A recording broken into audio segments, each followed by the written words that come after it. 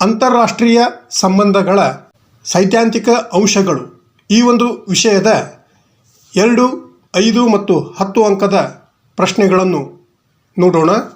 ಮೊದಲಿಗೆ 2 ಅಂಕದ ಪ್ರಶ್ನೆಗಳಲ್ಲಿ ಮೊದಲ ಪ್ರಶ್ನೆ, ಒಂದು ಅಂತಾರಾಷ್ಟ್ರೀಯ ಸಂಬಂಧ ಅಂತ ಇದ್ದರೆ 2 ನವ ವಾಸ್ತವವಾದದ ಪ್ರತಿಪಾದಕರು ಯಾರು?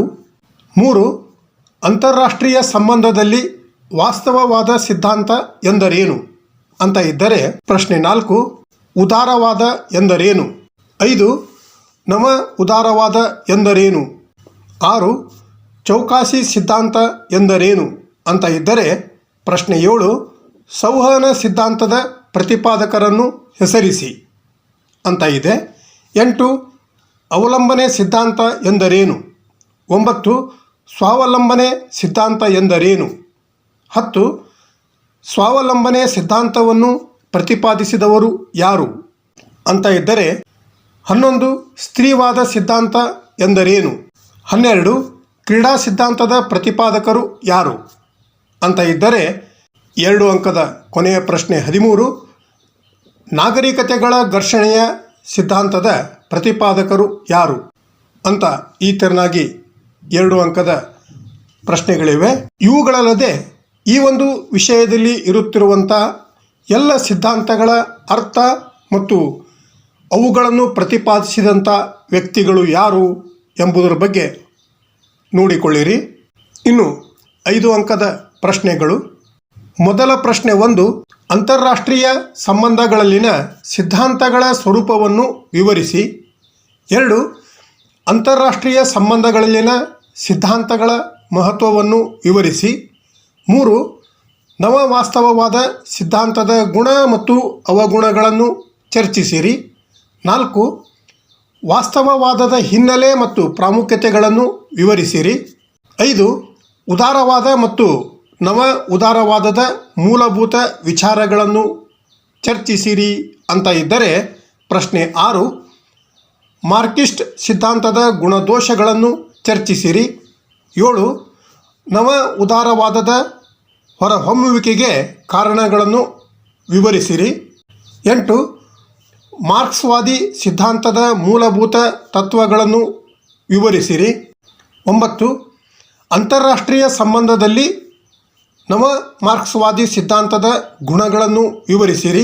ಪ್ರಶ್ನೆ 10 ಅಂತಾರಾಷ್ಟ್ರೀಯ ಸಂಬಂಧಗಳಲ್ಲಿ ಕ್ರೀಡಾ ಸಿದ್ಧಾಂತದ ಗುಣ ಮತ್ತು ಅವಗುಣಗಳನ್ನು ಚರ್ಚಿಸಿರಿ ಅಂತ ಇದ್ದರೆ ಪ್ರಶ್ನೆ 11 ವ್ಯವಸ್ಥಾ ಸಿದ್ಧಾಂತದ ಅರ್ಥ ಮತ್ತು ಸ್ವರೂಪವನ್ನು ವಿವರಿಸಿರಿ. 12 ವಿಶ್ವ ವ್ಯವಸ್ಥೆಯ ಸಿದ್ಧಾಂತದ ಪ್ರಮುಖ ಲಕ್ಷಣಗಳನ್ನು ವಿವರಿಸಿರಿ. 13 ಅಂತಾರಾಷ್ಟ್ರೀಯ ಸಂಬಂಧಗಳಲ್ಲಿ ಸಂವಹನ ಸಿದ್ಧಾಂತದ ವೈಶಿಷ್ಟ್ಯತೆಗಳು ಮತ್ತು ಮಹತ್ವವನ್ನು ವಿವರಿಸಿರಿ ಅಂತ ಇದ್ದರೆ ಪ್ರಶ್ನೆ 14 ಅಂತಾರಾಷ್ಟ್ರೀಯ ಸಂಬಂಧಗಳಲ್ಲಿ ನಿರ್ಧಾರ ತೆಗೆದುಕೊಳ್ಳುವ ಪ್ರಕ್ರಿಯೆಯ ಹಂತಗಳನ್ನು ವಿಶ್ಲೇಷಿಸಿ. 15 ಅವಲಂಬನೆ ಸಿದ್ಧಾಂತದ ವೈಶಿಷ್ಟ್ಯಗಳನ್ನು ವಿವರಿಸಿರಿ. 16 ಶಕ್ತಿಯ ಚಕ್ರ ಸಿದ್ಧಾಂತದ ಅರ್ಥ ಮತ್ತು ವೈಶಿಷ್ಟ್ಯಗಳನ್ನು ವಿವರಿಸಿರಿ ಅಂತ ಇದ್ದರೆ 5 ಅಂಕದ ಕೊನೆಯ ಪ್ರಶ್ನೆ 17 ಅಂತಾರಾಷ್ಟ್ರೀಯ ಸಂಬಂಧಗಳ ಸಿದ್ಧಾಂತಗಳ ಭವಿಷ್ಯವನ್ನು ರೂಪಿಸುವ ಅಂಶಗಳು ಮತ್ತು ಸವಾಲುಗಳನ್ನು ಚರ್ಚಿಸಿರಿ ಅಂತ ಈ ತೆರನಾಗಿ 5 ಅಂಕದ ಪ್ರಶ್ನೆಗಳು ಇದ್ದರೆ ಇನ್ನು 10 ಅಂಕದ ಪ್ರಶ್ನೆಗಳು.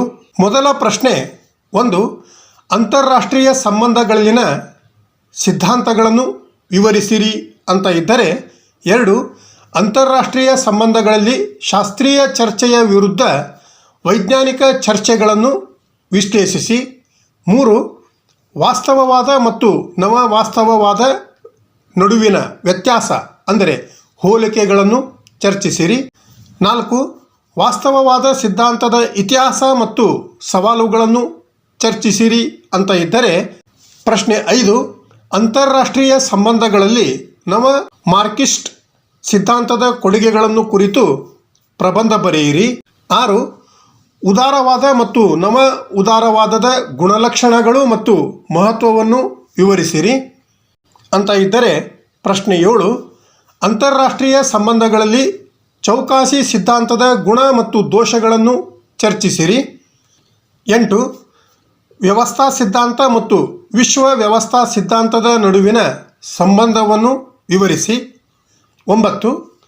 ಅಂತಾರಾಷ್ಟ್ರೀಯ ಸಂಬಂಧಗಳಲ್ಲಿ ನಿರ್ಧಾರ ತೆಗೆದುಕೊಳ್ಳುವ ಸಿದ್ಧಾಂತದ ಮೇಲೆ ಪ್ರಭಾವ ಬೀರುವ ಅಂಶಗಳನ್ನು ವಿವರಿಸಿ.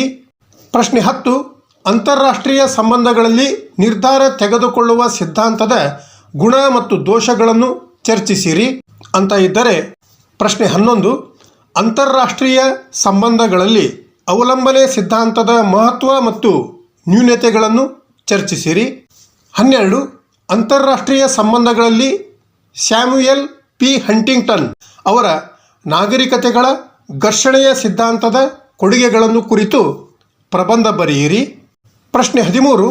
ಅಂತಾರಾಷ್ಟ್ರೀಯ ಸಂಬಂಧಗಳಲ್ಲಿ ಸ್ತ್ರೀವಾದಿ ಸಿದ್ಧಾಂತದ ಗುಣ ಮತ್ತು ದೋಷಗಳನ್ನು ಚರ್ಚಿಸಿರಿ ಅಂತ ಇದ್ದರೆ 10 ಅಂಕದ ಕೊನೆಯ ಪ್ರಶ್ನೆ 14. ಅಂತಾರಾಷ್ಟ್ರೀಯ ಸಂಬಂಧಗಳಲ್ಲಿ ಸಿದ್ಧಾಂತ ನಿರ್ಮಾಣದ ಪ್ರಕ್ರಿಯೆಯ ಹಂತಗಳನ್ನು ವಿವರಿಸಿರಿ ಅಂತ ಈ ತೆರನಾಗಿ 2, 5 ಮತ್ತು 10 ಅಂಕದ ಪ್ರಶ್ನೆಗಳು ಇದ್ದು ನಿಮ್ಮ ಪೇಪರ್ ಚೆನ್ನಾಗಿ ಆಗಲಿ ಎಂದು ಹಾರೈಸುತ್ತಾ ಮತ್ತೆ ಭೇಟಿಯಾಗೋಣ. Thank you.